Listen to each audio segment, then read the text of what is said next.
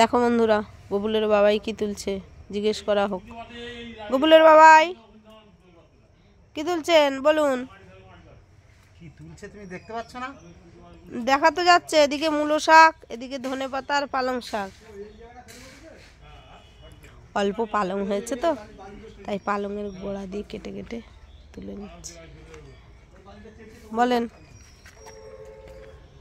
ধনেপাতাগুলোও নিয়ে নেবে। কই কিছু বলুন, বার্তা দিন।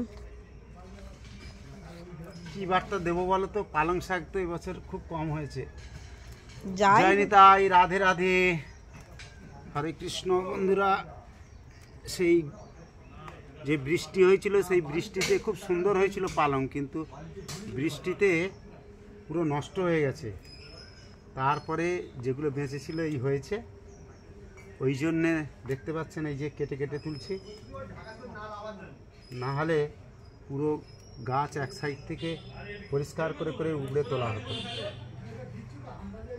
এবার একটু কম হয়েছে বলে পাতা কেটে কেটে তুলে নিচ্ছি। তারপরে এই যে এই গাছটা আছে, এই গাছের গোড়া খুঁজতে হবে বলে এটাকে পুরো গোড়া সমেত তুলে নিতে হচ্ছে, না হলে এখানে মাটি গন্ডগোল করবে। দেখো, এটা হচ্ছে আগে বেছে গাছ পরিষ্কার হয়ে যাচ্ছে। ওখানে তাহলে দেবে না? খিদে পেয়েছে কি? দুটো মুড়ি খাবো, চলো। এইটা হলো নাও, বড় বড় পাতাগুলো নাও, ডালে না হলে হয়ে যাবে। এই তো এগুলো বড় বড় পাতা। হ্যাঁ।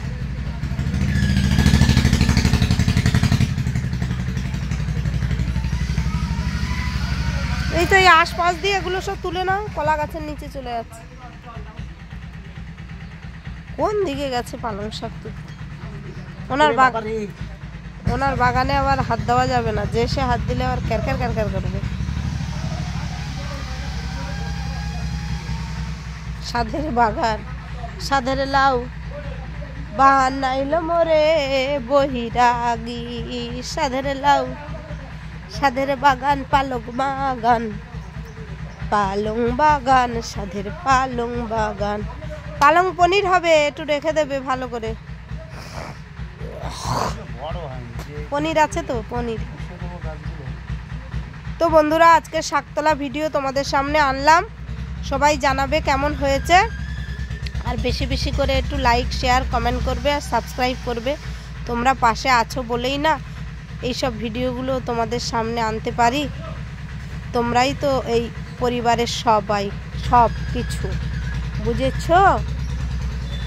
তাই তোমরা সব কিছু শেয়ার করবে বেশি বেশি করে।